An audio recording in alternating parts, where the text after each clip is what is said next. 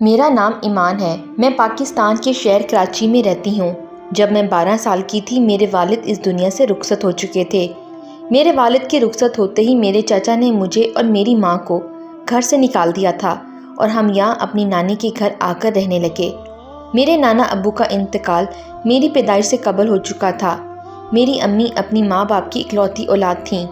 ایک دن میری امی نے مجھے بلایا اور کہا کہ میں پڑھائی یہیں ختم کر دوں اور کوئی نوکری کر لوں، کیونکہ گھر کا راشن ختم ہو رہا تھا اور امی کے پاس اتنے پیسے نہیں تھے کہ وہ دوبارہ سے راشن خرید سکے۔ میں نے بھی امی کی بات مان لی اور پڑھائی وہیں روک دی اور دن رات ادھر ادھر کے چکر کاٹنے لگی، کیونکہ کراچی جیسے بڑے شہر میں اچھی نوکری کا ملنا بہت مشکل تھا۔ اسی طرح کافی دن گزر گئے مگر مجھے نوکری نہیں ملی۔ میں نے اپنی ایک فرینڈ کو بھی کہہ رکھا تھا کہ وہ میرے لیے کوئی اچھی سی نوکری تلاش کرے۔ ایک صبح میں سو کر اٹھی تو میرے موبائل پر میسج آیا ہوا تھا۔ یہ اور کوئی نہیں، میری اسی فرینڈ کا میسج تھا۔ اس نے لکھا تھا کہ ایک کمپنی میں تمہارے لیے میں نے بات کی تھی، تم وہاں جا کر اپنا انٹرویو دے دو۔ نیچے اس نے اس کمپنی کا ایڈریس دیا ہوا تھا۔ میں فوراً اٹھی اور امی کے پاس گئی۔ امی کچن میں ناشتہ بنا رہی تھیں۔ میں نے امی کو بتایا تو امی نے مجھے کہا کہ میں وہاں جا کر انٹرویو دے دوں۔ اس دن میں کافی خوش تھی۔ میں واپس کمرے میں آئی اور جانے کے لیے تیار ہونے لگی۔ میں ابھی تیاری کر ہی رہی تھی کہ امی ناشتہ لے کر کمرے میں آ گئیں۔ میں نے امی کے ساتھ بیٹھ کر ناشتہ کیا اور اس کے بعد گھر سے نکل گئی۔ کمپنی گھر سے کافی دور تھی اور ایڈریس بھی کافی مشکل تھا، کیونکہ پہلی بار یہاں آئی تھی۔ آخر کار لوگوں سے پوچھتے پوچھتے میں اس ایڈریس پر پہنچ گئی تھی۔ اندر گئی، سامنے ایک لڑکی بیٹھی تھی۔ میں نے اسے اپنا نام بتایا اور کہا کہ آج میرا انٹرویو ہے۔ اس نے مجھے کہا کہ آپ 2nd فلور میں سر عمران کا کیبن ہوگا، وہاں چلی جائیں۔ وہاں پر ایک لفٹ بھی موجود تھی، مگر میں آج سے پہلے کبھی بھی نہیں گئی تھی اور مجھے چلانا بھی نہیں آتی تھی، تو میں نے سیڑھیوں سے جانا ضروری سمجھا۔ آخر کار میں چلتی چلتی 2nd فلور پہ آ گئی۔ گھر سے بھی میں پیدل چل کر آئی تھی، اس لیے اب میری ٹانگوں میں کافی درد ہو رہا تھا۔ میں نے کیبن کا دروازہ ہلکا سا کھولا اور اندر آنے کی اجازت مانگی۔ وہاں ایک لڑکا بیٹھا ہوا تھا جس کی عمر دیکھنے میں تو زیادہ نہیں لگ رہی تھی۔ اس نے مجھے اندر آنے کے لیے کہا۔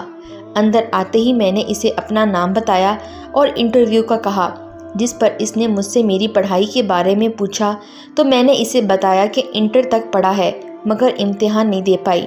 اس کی مزید پوچھنے پر میں نے ساری بات اسے بتا دی۔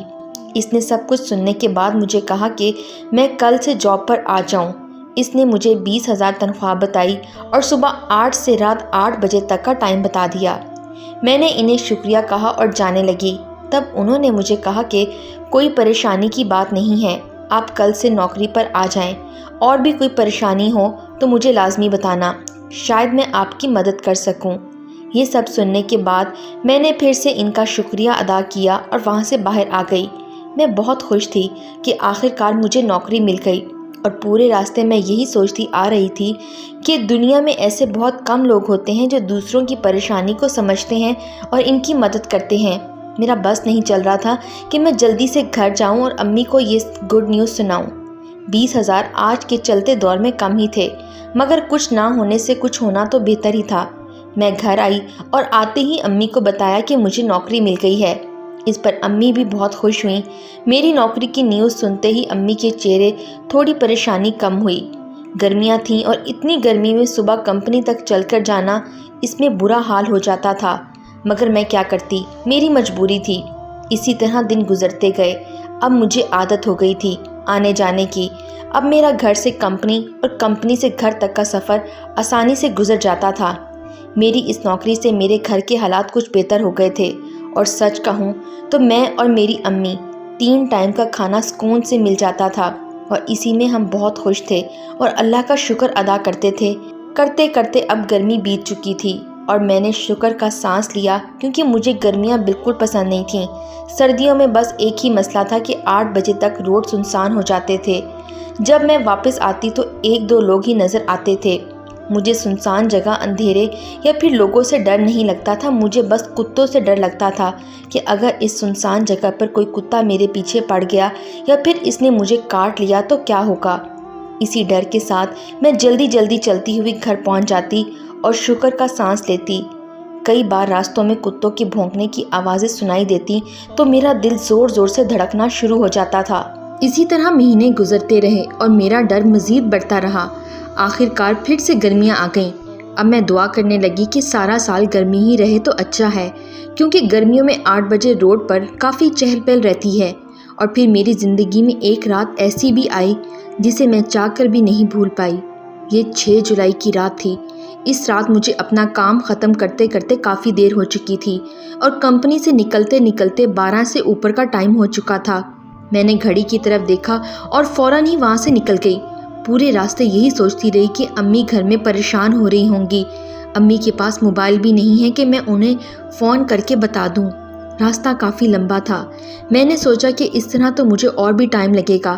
مجھے ایک شارٹ کٹ راستہ معلوم تھا جس سے میں اتنے سالوں میں کبھی گئی تو نہیں تھی، مگر سوچا کہ آج وہاں سے چلی جاؤں اور جلدی پہنچ جاؤں گی۔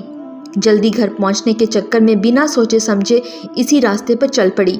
میرے سامنے ایک لمبی سڑک تھی جو مجھے عبور کرنی تھی۔ سڑک بالکل سنسان تھی۔ خود کے علاوہ کوئی دوسرا مجھے اس سڑک پر دکھائی نہیں دے رہا تھا۔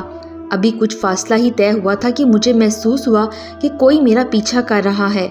میں نے پلٹ کر دیکھا تو مجھ سے کچھ دور فاصلے پر 2 آدمی تھے جو میرے پیچھے ہی چل رہے تھے۔ میں نے ٹھنڈی آہ بھری اور یہ سوچ کر پھر چل پڑی کہ وہ بھی میری طرح اپنے ٹھکانے پر جا رہے ہوں گے۔ میری رفتار تیز تھی۔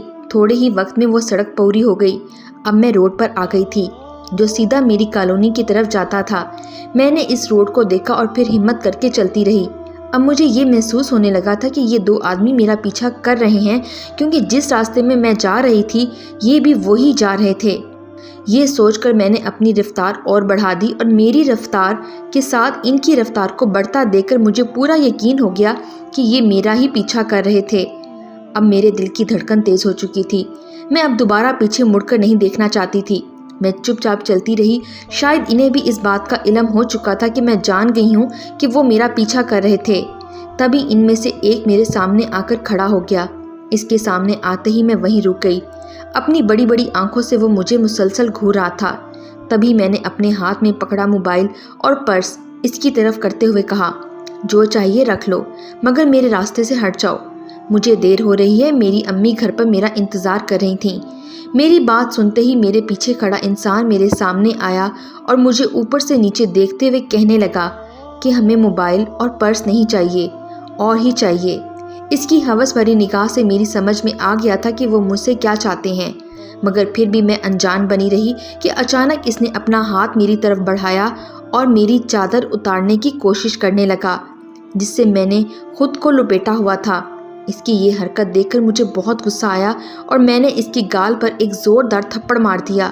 میرے تھپڑ سے اسے بھی میری طرح شدید غصہ آیا اور اب وہ میرے ساتھ زبردستی کرنے لگا۔ وہ 2 تھے اور میں 1۔ میں چاہ کر بھی کرتی تو کیا کرتی؟ میں خود کو ان سے چھڑانے میں لگی ہوئی تھی۔ میں خود نہیں جانتی کہ مجھ میں اتنی طاقت کہاں سے آئی کہ میں نے ان دونوں کو دھکا دیا اور وہاں سے بھاگنے لگی۔ وہ بھی مجھے پکڑنے کے لیے میرے پیچھے بھاگ رہے تھے۔ مجھ میں اور ان میں زیادہ فاصلہ نہیں تھا۔ آخر کتنا بھاگ سکتی تھی؟ مجھ سے تیز ان کی رفتار تھی۔ میں ہمت ہارنا نہیں چاہتی تھی۔ میری ٹانگوں میں اب شدید درد ہو رہا تھا۔ بھاگتے بھاگتے میں ایک گلی میں داخل ہوئی اور وہیں مجھے اپنے قدم روکنے پڑے، کیونکہ آگے 2 کتے بیٹھے تھے جن کا رنگ کالا تھا اور آنکھیں ایسی کہ اندھیری میں چمک رہی تھیں۔ مجھے دیکھتے ہی وہ اٹھ کھڑے ہوئے اور مجھ پر بھونکنے لگے۔ میں وہیں ساکت کھڑی اسی خیال میں تھی کہ شاید میرا دم آج یہی نکل جائے گا، کیونکہ مجھے کتوں سے بے تحاشا ڈر لگتا تھا۔ وہ کہاوت تو آپ نے سنی ہوگی کہ آگے کنواں پیچھے کھائی، ایسے ہی میرے ساتھ تھا۔ آگے کتے تھے جن کے کاٹنے سے مجھے ڈر لگتا تھا، پیچھے وہ 2 آدمی جو میرے پیچھے پڑے تھے۔ کتے جو پہلے خاموش بیٹھے تھے ہمیں دیکھ کر زور زور سے بھونکنے لگے۔ میں نے اپنی آنکھیں بند کر لی اور دل میں اللہ کا نام لینے لگی، کیونکہ اب اوپر والا ہی مجھے بچا سکتا تھا۔ کتوں کی بھونکنے کی آواز قریب ہو رہی تھی۔ جیسے وہ میرے قریب آ رہے تھے کچھ پل ہی گزرے تھے کہ کتوں کی آوازیں تھم گئیں اور میرے آس پاس بالکل خاموشی چھا گئی تھی۔ میں نے اپنی آنکھیں کھولی تو دیکھا کہ وہ کتے جہاں میں کھڑی تھی وہیں نیچے خاموشی سے بیٹھے ہوئے تھے۔